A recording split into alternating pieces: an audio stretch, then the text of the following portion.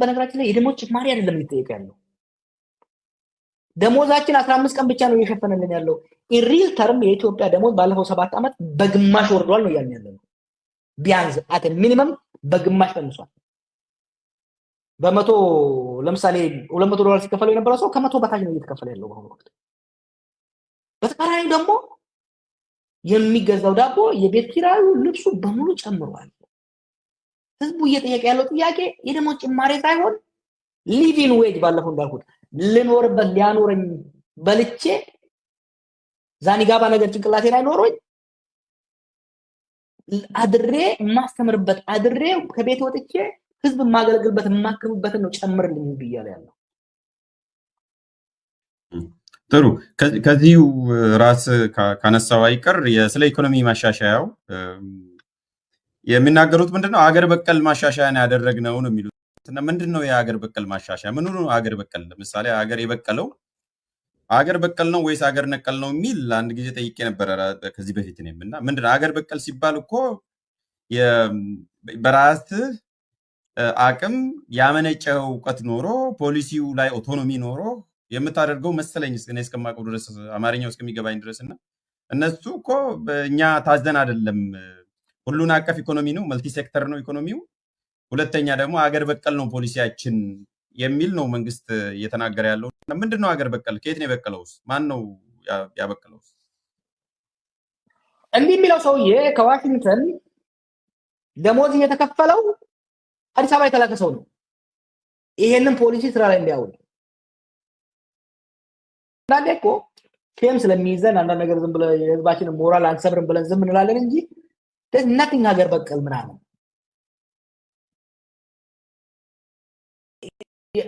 የሀገራችን እኮ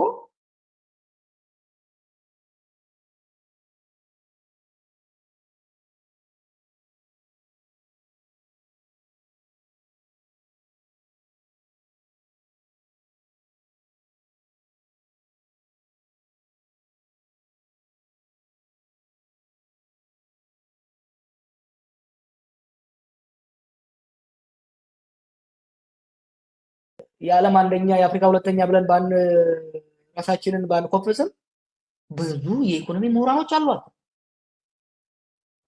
ኢኮኖሚ ምሁራኖቹ በሙሉ እያሉ እኮ ነው ሌሎቹ ያው በውስጥ ነው የሚነግሯቸው አሁን ለምሳሌ ሁሉ የሚጽፈው ክቡር ገና ይጽፋል ደህነ ፈልስም ተዘው እነሱ የሚሰሙት ዲሲ ላይ ቁጭ ብለው ስለ ኢትዮጵያ ህዝብ ደንታ ይላላቸው ፓሪስ ላይ ቁጭ ብለው ስለ ኢትዮጵያ ህዝብ ደንታ ይላላቸው ይሄ የሚመጣው ገንዘብ ራሱ የነ ይወጣሉ ለድሮም መግዣ ፋሲኔሽን ለላሻንጉሊት ለመጫወቻ ላቢ መዝናኛ ለሚሆኑ ነገሮችን እያወጣ ሀገር በቀል ትለዋለህ አንዳንድ ጭራሽ ሼም እንኳን አይዛቸውም እንኳን እንደኛ ሲናገሩ እኔ ያሳሰበኝ የመጣው አቴ ሪሊ ኦኬ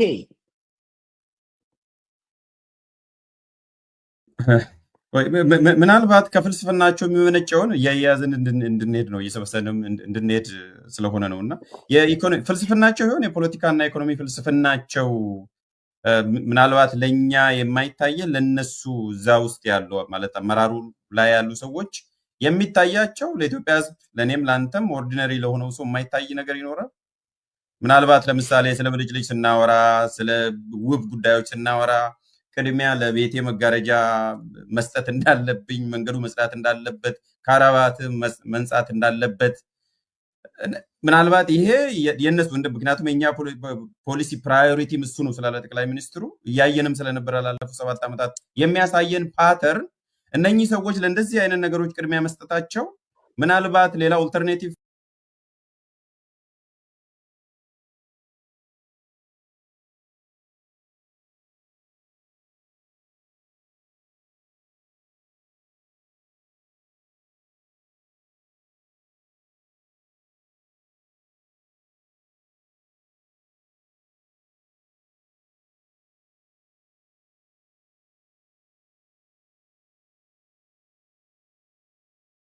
ለምንድን ነው ልንግባባ ያልቻልነው ቤዚካሊ የተለያየ ፍልስፍና ስለምንከተል ነው በሚገባ ሁሉም ባይሆኑ ጠቅላይ ሚኒስትሩ የሚከተለው የፕሮስፔሪቲ አይዲዮሎጂ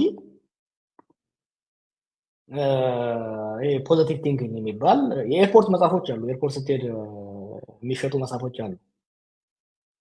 እነሱን አግበስብሰው የሀገር ኢኮኖሚ ለግለሰብ ቅድም እንዳልኩ ግለሰብ ሸውዶም አምታቶም አጭበርብሮም ሀብት እጁ ሊያደርግ ይችላል። እነዛ መጽሐፎች ለግለሰብ ሊሆኑ ይችላሉ። ለሀገር ለማሳደግ ግን ሃርድ ኢኮኖሚክስ ኢዝ ማስት። ሃርድ ኢኮኖሚክስ ሚንስ ሃርድ ወርክ፣ አድቫንስድ ሲሪየር ስትራቴጂክ ፕላኒንግ ግዴታ ነው። ይሄ እነሱ ይዘውት የሚዞሩት የኤርፖርት መጽሐፎች የተግበሰበሰበት ደግሞ ለዚህ አይፈቅድም። ባለፈውም እኮ ብያለሁ። አንዱ ጉዳይ ለእውቀት ያለው አንድ ሰውየውን ትላንትና ሲናገር ድህነትን የረገመበት ወደፊት ጊዜ ውሰድና አንድ ቀን በስፋት ስለ ፕሮስፔሪቲ አይዲዮሎጂ ምንጩ ከየት እንደመጣ 1930s በቅሎ በተለይ ደግሞ 1970s የግራ ዘመም የሆኑት የናሽናሊዝም እና የኮሙኒዝም እንቅስቃሴዎች የበዝባዥ የሆኑ የካፒታሊስት ካምፓኒዎች ላቲን አሜሪካ ላይ በማይኒንግ ሴክተሩ በአግሪካልቸር የህዝቡን መሬት የህዝቡን ሀብት ሲበዘብዙ ስለነበሩ ተበዝባዡ ህዝብ ግማሹ በብሔረተኝነት በሀገራዊ ስሜት ተነስቶ ታገላቸው፣ ሌላው በመደብ በሰራተኛ ኃይል ተነስቶ ታገላቸውና ጥቅማቸውን ሲነካባቸው ይሄንን ለማኮላሸት በሃይማኖት ስም ይዘውት የመጡት በነገራችን ላይ ክርስትና ላይ ብቻ ሳይሆን በእስልምናም በተለያየ ኢቨን ሂንዱ ውስጥ ሁሉ አላቸው።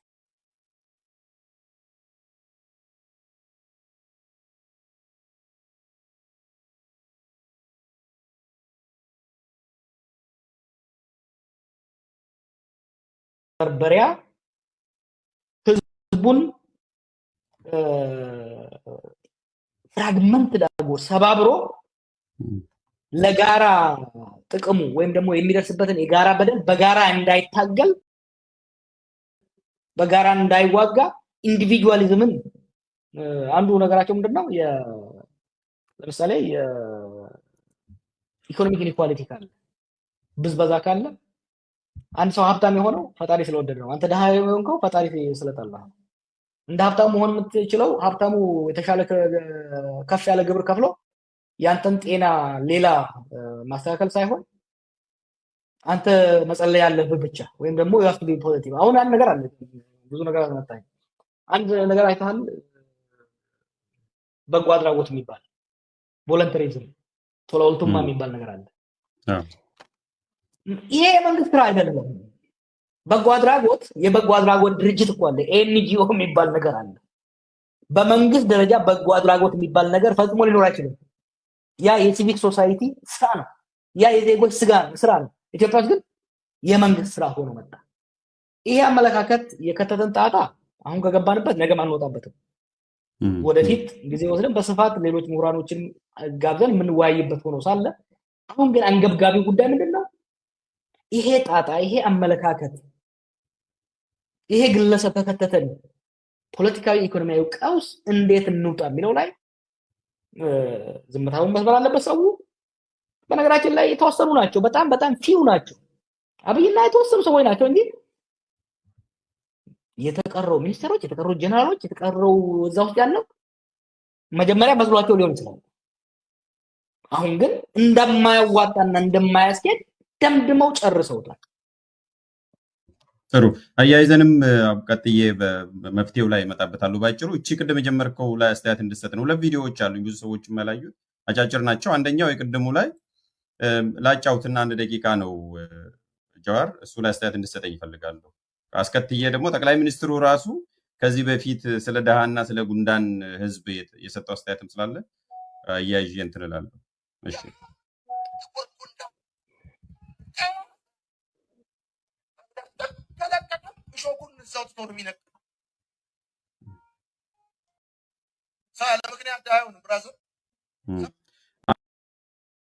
አንዱ ይሄ ነው ጀዋር። ሌላኛው እንጨርሳለን። ሌላኛው ደግሞ እዚሁ አለ ጠቅላይ ሚኒስትሩ የተናገረው አለና እሱንም ላሳየ እና ብዙ ሰዎች ያዩት አይመስለኝም እንዲያ ስለፈለኩኝ ነው። ምክንያቱም መፍትሄ ስትልም ስላስታወስከኝ ነው፣ ዝም ብሎ ማለፉ ተገቢ ስላልሆነ ነው። ጠቅላይ ሚኒስትሩ ደግሞ ይህንን ብለዋል የሚሰማ ከሆነ አሁን ባለው ሁኔታ ኢትዮጵያን መምራት 1 ሚሊዮን ጉንዳን ተሸክሞ መሄድ ነው እንጂ ትርፍ አይደለም። እሺ ጥሩ። ስለዚህ አንቲሲደንት አለው ከሚል አንጻር ነው ይሄ ህዝብን ጉንዳን ብሎ መግለጽ፣ ደሃን ጉንዳን ብሎ መግለጽ። ይሄ ግለሰብ አይደለም የጀመረው፣ አንተ ከለጠፍኩ በኋላ ነው ይሄኛውን ቪዲዮ ጎርጉሬ ያገኘሁትና አንደኛው ህዝብን እንዴት ነው የሚያዩት፣ እንዴት ቢንቁት ነው የሚል ነው። ለምንድን ነው ኢትዮጵያ ህዝብ የሚናቀው? ለመፍትሄው አቅጣጫ እንዲሆን ነው። ትልቁ ደግሞ ከፍልስፍናው ጋር ተያይዞ ድህነትን ነው የሚዋጉት ወይ ደሃን ነው የሚዋጉት? እሱም በደንብ ግልጽ ማድረግ ስለሚያስፈልግ ነው። ደሃን ነው የሚጸየፉት ወይስ ድህነትን ነው የሚለው ላይ በአጭሩ ሪፍሌክት አድርግና አንድ የመፍትሄ ጥያቄ አለ፣ በዛ እናበቃለን። እዚህ ላይ የሃይማኖት ምሁራንን ጋብዝና በደንብ ትረዳዋለህ። ቢኮዝ አይ ስፔንት ኢነፍ ታይም ኢትዮጵያ ውስጥም ከኢትዮጵያ ውጭም በሃይማኖት ውስጥ ያሉ ምሁራንን በደንብ አናግሬ አንብቤው እረዳዋለሁ። አንዳንዱ ሴንሲቲቭ ስለሆነ ለገባበት አልፈልግም። ሉክ ይሄ ደሃን ጉንዳን የሚለው ሰው ሰላሳ አይደለም፣ የጠቅላይ ሚኒስትሩ የቅርብ አማካሪ፣ ከዚህ በፊት የሆነ ሽልማት ጠቅላይ ሚኒስትሩ ጀርመን ምናምን ሲያገኝ ሄዶ ለሱ የሰጠው በጎ ወጣት ነው ምናምን የሚል ፕሮጀክት ይዞ ሲንቀሳቀስ የነበረ። እንዳውም እኔ ምንለዋለው ብልጽግና ደሴት እለዋለሁ። ብልጽግና ደሴት እኮ ምለው ኢትዮጵያ ውስጥ የተፈጠረች በምናብ የምትኖር የነሱ ኑሮ ቅንጡ የሆነ የህዝቡን ቤዚካሊ ደሴት ውስጥ ያሉ ሰዎች ቅንጡ ነው የሚኖሩት፣ ሀብታሞች ናቸው። ከደሴት ውጭ ያለው ሰው ራበኝ፣ ተቸገርኩ፣ ተገደልኩ ሲል አኖይኝ ነው ለነሱ፣ ጨንጫቃ ነው የሚሆንባቸው። አብይ አንድ እንትን አለው። አንድ ጊዜ ከአንድ ትልቅ ሰው ጋር ሄደን ስናገኘው ያኔ ይሄ ፋኖ ቄሮ ገና ጠመንጃ አልያዘም እና ብጥብጥ ነበር። ትዝ ካለ ኧረ ይሄ ነገር ይረጋጋ፣ የፖለቲካ ሊቃውንት መጥተው ተነጋግረው ሀገር ይረጋጋ ስል ምን ችግር አለው? ለምን ከፈለጋቸው ለምን ጠመንጃ ይዞ ከአዲስ አበባ 100 ኪሎ ሜትር ላይ በሬዲየስ አድርገን ግሪን ዞን ፈጥረን እንደ ኢራቅና እንደ ሞቃዲሾ ሀገር እናስቀጥላለን። ስልጣን ማለት ጠቅላይ ሚኒስትር ነው፣ ሀገር ማለት አዲስ አበባ ነው ብሎ የሚያምነው this is prosperity ideology 101። ህዝብን እንዴት ነው የሚያዩት? ሰው የተጨቆነው፣ ሰው የደህየው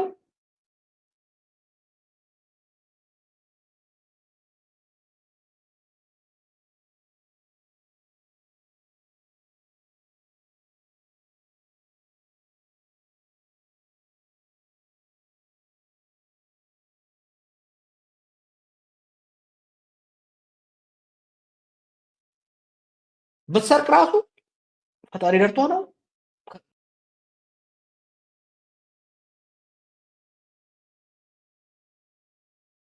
ትንፍቺው ዱቄት ማምጪው ነው። ሶ ይሄ ሰፊ ውይይትና ሂስትሪ ኦፍ ኖሌጅ ከኋላ አለው እና እሱን እንትን አድርገን ዋናው ነገር መረዳት ያለብን ወደ ዋናው ነገር ስንመለስ ኢትዮጵያ ከዚህ ችግር ለመውጣት አንደኛ ጦርነት እየተካሄዱ ያሉ ጦርነቶች በአፋጣኝ መቆም አለባቸው። ቆሞ የነበሩ ለማገርሸት በቋፍ ላይ የደረሱ የትግራይ ግጭት እንዳይቀሰቀስ መረባረብ አለብን። ከኤርትራ ጋር የተገባው ፍጥጫ እንዳይፈነዳ መረባረብ አለብን። አንዱ እሱ ነው፣ ወሳኝ ነው። ምክንያቱም ጦርነት ሌላ አዲስ ጦርነት በዚህ ላይ ከመጣ ሀገር አይተርፍም። ሌላው እነዚህ አንድ በእነኚህ ብልጭልጭ ፕሮጀክቶች ላይ የሚወጣ ገንዘብ ስሙኒ ከእንግዲህ እንዳይወጣ መረባረብ አለብን። የወጣባቸው ሪዞርቶች፣ የወጣባቸው ቤተመንግስት፣ የወጣባቸው መንግስት ሊያወጣባቸው የማይገባ የነበሩ ግን የወጣባቸው ደግሞ በአስቸኳይ ተሸጠው ከነሱ የሚመጣ ገንዘብ ወደ መንግስት ካዝና ገብቶ ደሞዝ ለመክፈል በተቻለ መጠን ስራ አጡን ወደ ስራ ለማሰማራት ከተቻለ ደግሞ አትራፊ ኢንዱስትሪ የሆኑ ለሀገር ወሳኝ የሆኑ እንደ መዳበሪያ፣ ስኳር፣ መንገድ ባቡር ማስጀመር ያስፈልጋል እና እዚህ ላይ አይ ቲንክ ማነጣጠሩ ተገቢ ነው ብዬ የማስበው። ጀስት በአንድ ደቂቃ ጀዋር፣ በሚቀጥሉት አንተን እጅ በምን እንጠብቅ? አሁን የህዝብን ብሶት እነሱ እንደሚሉት ከመቀስቀስና ከአስለቃሽነት ባሻገር ስትራቴጂም የለውም፣ ኮንስቲቱሽንሲም የለውም፣ ለውጥም አያመጣም የሚል ነው ሰሞኑን መልስ እየሰጡ የነበሩት እና የመንግስት ባለስልጣናት እና አውትሶርስ ያደረጋቸው ፋርሴቡላዎችም ከፋርሴቡላ ውጭም ያሉት ካድሬዎች እየተናገሩ ነው ያሉት እና ምን እንጠብቅ? በጋራ የሚያሰባስብ አጀንዳ ሳለ ወይ እነኚህ ዲስፓሬት የሆነ የተበታ ሁለተኛ ከአንተስ ምን እንጠብቅ? ባጭሩ አውቃለሁ ጊዜ እንደሌለ በዛና የኦሮሞ ተረት አለ አቴ በሬድ ጀና ከራክና ውስጥ የመሸድ ወይ ጌና እናተ ታምራለች ሲባል ጊዜ ትመጣለች ቆመ ጠብቃት ብሏል። እሱም ጊዜ የሚነግረው ነው። ለአሁን let's focus on what's important። አሁን የምንሰራው የብሶት አራጋቢ በደንብ ነው የምናራገው። የህዝባችን የብሶት ምንጭ እስኪደርቅ ህዝባችን ሆዱ እንዲብሰው፣ እንዲከፋ፣ እንዲጨነቅ፣ እንዲቸገር፣ እንዲራብ፣ እንዲገፋ፣ እንዲፈናቀል የሚያደርጉ የመንግስት ፖሊሲዎች፣ የመንግስት ባለስልጣናቶች፣ የመንግስት አሰራሮች እስኪወገዱ ድረስ የህዝቡን ብሶት በደንብ ነው የምናራግበው። የህዝባችን ሮሮ፣ ህዝባችን ላይ የሚደረግ ዘረፋ፣ ግድያ፣ ማፈናቀል እንዲያውቅ ህዝባችን እኮ አያውቀውም። ሰው እኮ ችግሩ የራሱ ብቻ፣ የራሱ ወረዳ ብቻ፣ የራሱ ቀበሌ ብቻ እየመሰለው አላወቀም። አሁን እኮ ሰው በጣም ገረመው። ከሰሜን እስከ ደቡብ ያለው ሐኪምና መምህር ተመሳሳይ ችግር እንዳለው።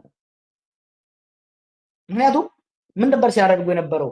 የህዝብ ጥያቄ በመጣ ቁጥር ይሄኛው ብሔር ተቆና፣ ይሄኛው ብሔር ተደረገ፣ ይሄኛው ሃይማኖት እንዲያደርገ፣ እንደዚህ ያደረገ፣ በዛ ውስጥ ደግሞ ወረድ ብለው በጎሳ በክላን እየሄዱ እንትን ሲያደርጉት ነበር። what I will promise is this በየትኛውም አይነት ችግር እየደረሰበት ያለ ግለሰብ፣ ቡድን፣ ማህበረሰብ ችግሩን ይላክ እናጋልጣለን። አሁን በመናደርገው በሶሻል ሚዲያ ብቻ ሳይሆን በስፋት እንቀጥልበታለን። አንድ የህዝባችን ብሶት መውጣት መንግስት ላይ ጫና ይፈጥራል። በህዝባችን ውስጥ የአንድነት ችግር አንድ እንዲያደርገው ያደርጋል።